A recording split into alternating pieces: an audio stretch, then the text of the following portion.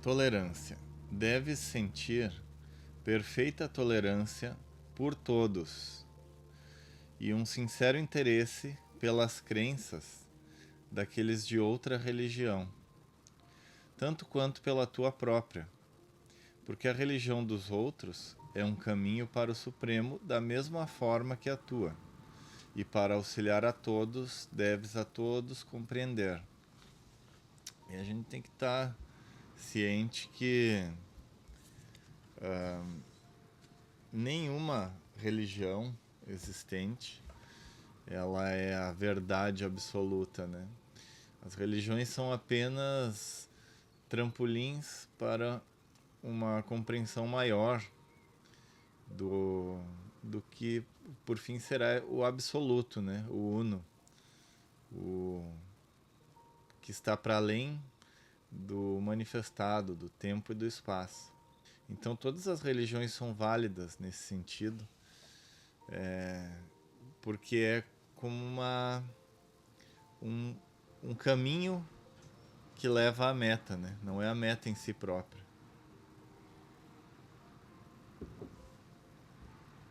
Então, continuamos aqui com um conto zen.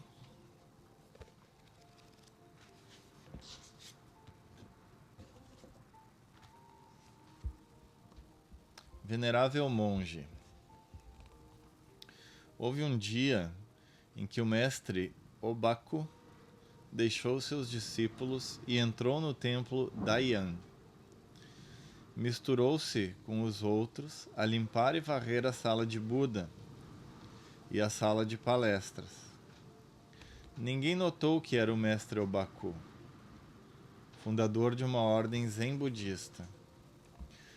Pouco tempo depois, o primeiro-ministro Haikyu foi ao templo para oferecer incenso e foi recebido por um dos monges oficiais do templo. O primeiro-ministro observou uma pintura na parede representando um religioso e perguntou: "Que figura é essa?" E o monge respondeu: "É o desenho de um venerável monge." O primeiro-ministro disse: "Posso ver o desenho, mas onde está o venerável monge?" Nenhum dos monges presentes puderam responder. Então ele perguntou: "Há alguém que pratique zazen neste templo?" Um dos monges disse: "Recentemente chegou um monge para trabalhar no templo. Ele parece ser uma pessoa de zazen." O primeiro-ministro pediu que o chamassem. E assim que mestre Obaku chegou, ele lhe fez a mesma pergunta, dizendo: "Sua resposta poderá modificar minha vida. Por favor, me responda. Aqui na parede vejo o desenho, mas onde está o venerável monge?" Mestre Obaku gritou: "Primeiro-ministro!" E ele respondeu: "Sim." O mestre: "Onde o senhor está?" O primeiro-ministro ficou tão feliz como se houvesse recebido uma pérola do nó de cabelo de Buda e disse: "Meu mestre é verdadeiramente um venerável monge."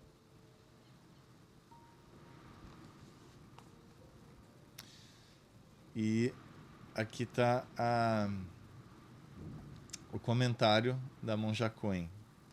A pergunta do primeiro-ministro demonstra que sua mente estava dividida entre a apresentação abstrata do monge e sua verdadeira figura. É uma questão sobre pontos de vista ideais e reais. Ao gritar o cargo do primeiro-ministro, o monge o trouxe para a realidade presente.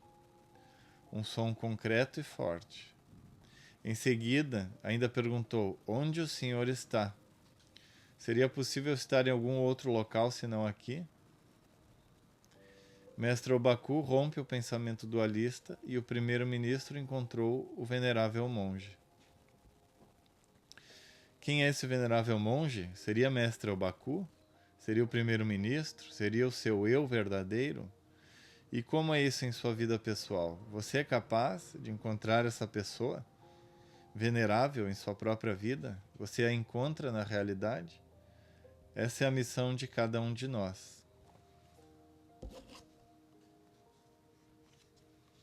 encontrar este verdadeiro eu, que às vezes se esconde por trás das aparências, por trás dos pensamentos, por trás da nossa interpretação, da nossa do nosso condicionamento, né? Com coisas que a gente pensa no nosso dia a dia. E às vezes nós esquecemos do nosso verdadeiro eu.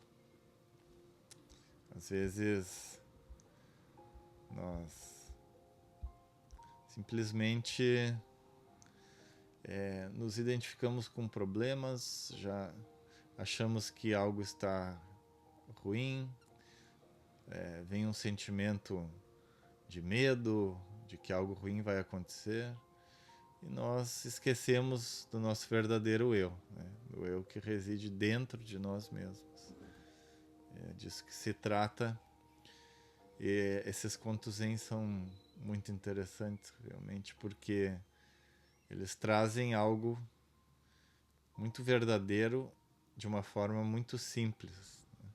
Às vezes a gente acha que precisa de complexidades para conseguir se aproximar de uma verdade. E às vezes ela está aqui mesmo, mas ela é sutil. E se nós não estamos atentos, deixamos escapar.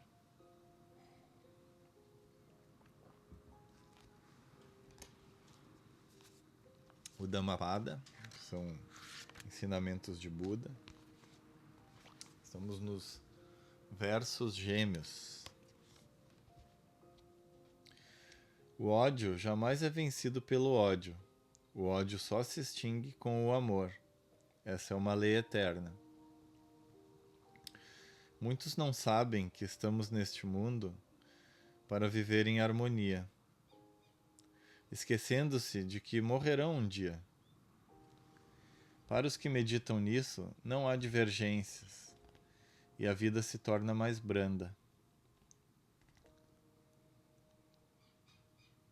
Aquele que vive somente à procura de prazeres, ocioso, descontrolado nos sentidos, intemperante na alimentação, é dominado por Mara, tentação, ou a ilusão. Como as árvores fracas são derrubadas por uma ventania. Quem vive com os sentidos bem controlados, sem procurar prazeres, se alimenta com moderação, tem confiança no poder da virtude, não será iludido por Mara, a ilusão, como uma rocha não é abalada por um vendaval.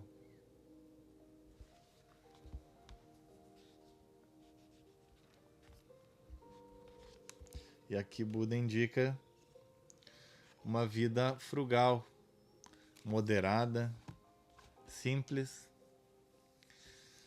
E talvez seja justamente pelo motivo que nós vimos ali no Conto Zen.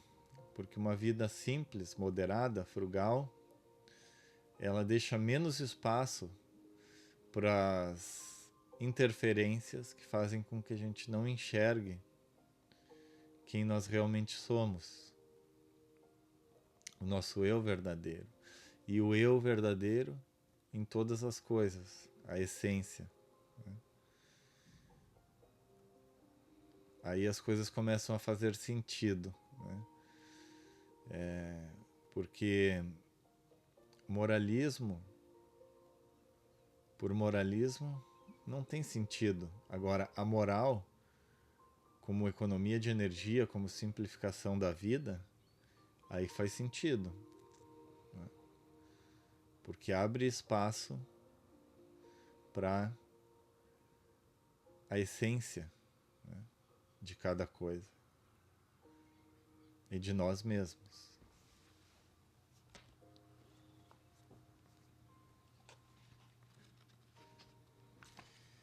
Tao Te Ching, do Lao Tse. O Tao, considerado imutável, não tem nome. Se um príncipe feudal ou o rei pudesse segurá-lo, todos se submeteriam espontaneamente a ele. Céu e terra, sob sua orientação, se unem e enviam o doce orvalho que, sem as instruções dos homens, chega igualmente a todos os lugares como por conta própria. Assim que passa a ação, ele tem um nome. Quando já teve esse nome, homens podem saber descansar nele. Quando eles sabem descansar nele, eles podem estar livres de todos os riscos de falha e erro. A relação do Tao com todo o mundo é como a dos grandes rios e mares com os córregos dos vales. Aqui também Lao Tse está falando, né? Quando ele diz que o Tao, o céu e terra, sob a orientação do Tao, se unem e enviam o doce orvalho que, sem as instruções dos homens, chega igualmente a todos os lugares por conta própria. E aí, essa vida simplificada, como dizia Buda, né? É justamente para que a gente possa absorver, receber, se conectar com o Tao. E o que é o Tao? É a fonte, é o Uno, é o verdadeiro.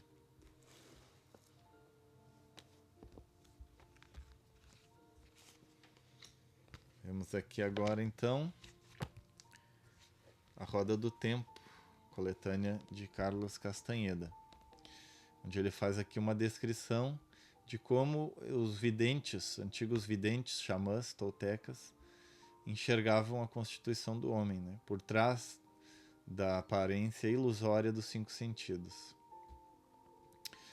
Quando são vistos como campos de energia, os seres humanos aparecem como fibras de luz, como teias brancas de aranha, como fios muito finos que circulam da cabeça aos pés.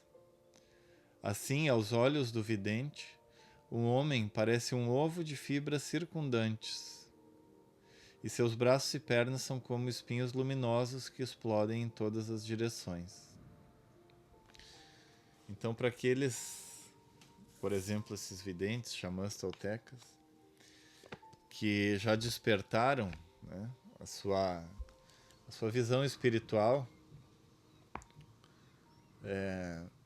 não está mais limitado aos 5 sentidos físicos para perceber o mundo, né, com sua forma ilusória, e pode enxergar o mundo e enxerga como realmente é, né? Ou pelo menos, se não como realmente é, com um véu a menos, né? Uma camada a mais sendo mostrada. E enxerga como o que hoje a ciência já pode comprovar, que tudo são ondas e luz, né? E que essa aparência de sólido é apenas uma aparência ilusória dos nossos próprios sentidos. E aí nós podemos perceber que realmente temos muito o que entender, o que desvelar ainda sobre a existência, e que querer dizer que sabemos tudo apenas a partir da nossa limitada concepção do mundo manifestado, do tempo e espaço crucificados, né? Como o próprio Cristo falou, a cruz é um símbolo, né? Um símbolo do Espírito crucificado entre o tempo e o espaço, né? A linha do tempo e do espaço. Tudo é simbólico, na verdade, né? Tudo tem um sentido esotérico. E o próprio Jesus falou que para os discípulos dele, né, para os seus apóstolos, ele falava a verdade. E para o resto das pessoas falava por parábolas e contos, de forma figurada, né? Porque ainda não podiam compreender, como ele disse em outro momento, não deveis jogar pérolas aos porcos, né? Vamos ler agora aqui então uma passagem das meditações dos mestres.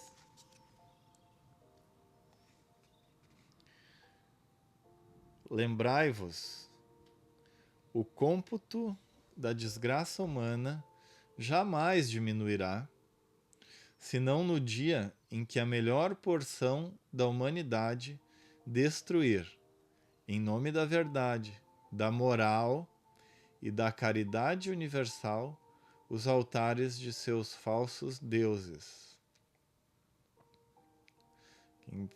Mensagem aqui é do Mestre Kuthumi. E aqui, creio eu, não devemos interpretar como falsos deuses no sentido de deuses politeístas, né? Mas falsos deuses como o que nós acabamos, como sociedade, tomando como deuses, né? A começar pela inteligência artificial, por outros elementos estritamente tecnológicos, né? Uma visão de evolução materialista e assim por diante. O próprio dinheiro, né? Então, apenas quando a melhor porção da humanidade destruir em nome da verdade, da moral e da caridade universal os falsos deuses, né? Que são amparados pelo egoísmo.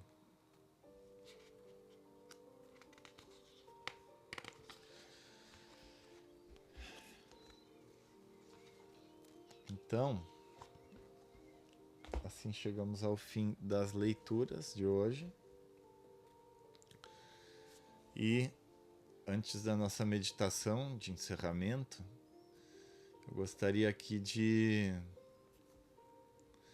convidá-los a clicar no link aqui no bios, na bios do canal, onde tem o grupo de WhatsApp, onde eu aviso sobre aulas e palestras ao vivo da Sociedade Teosófica, com vários professores, diversos temas relacionados a esse que falamos aqui. Ou então pode acessar diretamente showdeideias.com/grupo, que também cai direto ali no grupo. E também convidá-los a participar todos os dias às 19h30 no canal Sociedade Teosófica no YouTube, das aulas diárias. Cada dia da semana é um assunto diferente, né? Por exemplo, segunda-feira é sobre as cartas dos Mahatmas, nas terças sobre o livro Karma e Dharma, do Leadbeater e Annie Besant. Na quarta, sobre a tradição do yoga, e assim por diante, né? Tem na sexta-feira, quinzenalmente, tem um estudo sobre a doutrina secreta, né? A cosmogênese. E ali a gente vai aprofundando. Então fica o convite aí. Todos os dias às 19h30 no canal Sociedade Teosófica no YouTube.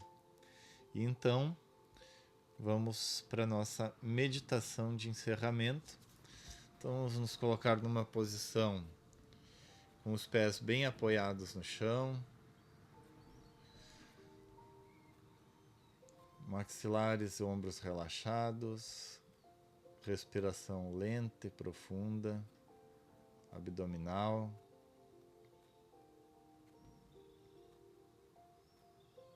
Língua no céu da boca, olhos fechados, corpo relaxado, pacificada a emoção, vazia a mente. Ó vida oculta, que vibras em cada átomo,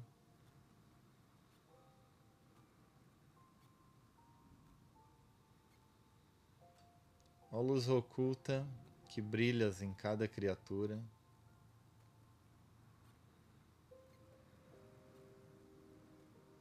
ó amor oculto que tudo abranges na unidade,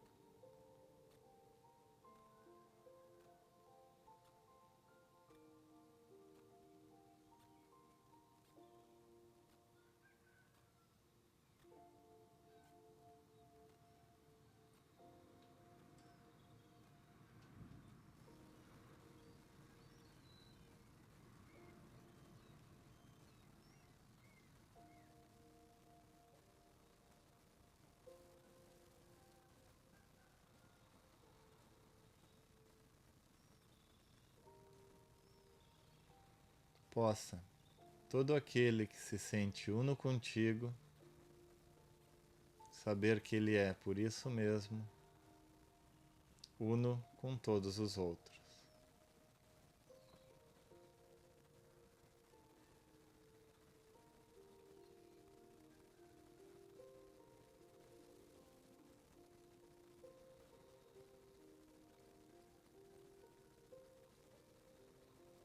Vamos irradiar luz, paz, saúde em todas as direções, ao Oriente, ao Ocidente, ao Norte, ao Sul, ao Zênite e ao Nadir.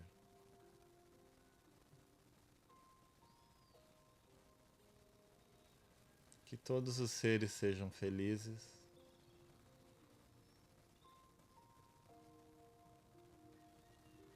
que todos os seres sejam ditosos,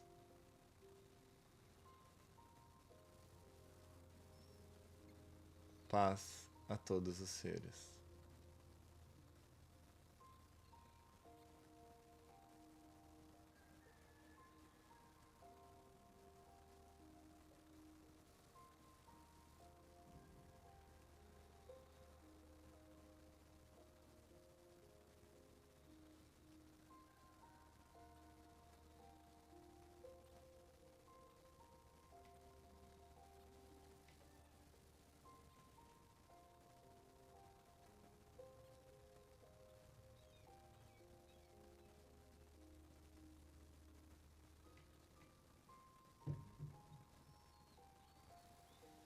Namastê. Então, obrigado por ter acompanhado. Espero que tenha sido proveitoso, que tenha podido trazer uma tranquilidade, uma serenidade para começar o dia, ainda de manhã, poder encarar todas as situações com otimismo, com um olhar de fé, de esperança, poder enxergar todas as coisas como o que verdadeiramente são, emanações do Uno, da fonte, da causa sem causa. Poder retirar os véus da separatividade e enxergar a unidade que interconecta tudo.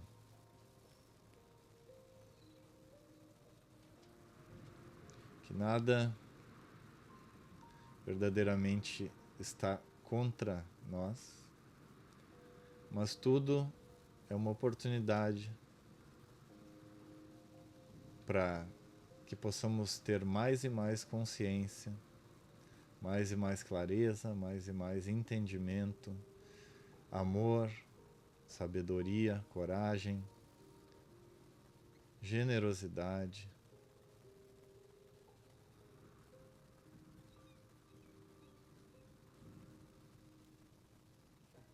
Enfim, todas as virtudes, as quais cada uma delas representa um dos poderes, dos raios que emanam dessa unidade. Então, espero que tenham um ótimo dia e nos vemos novamente amanhã. Um abraço.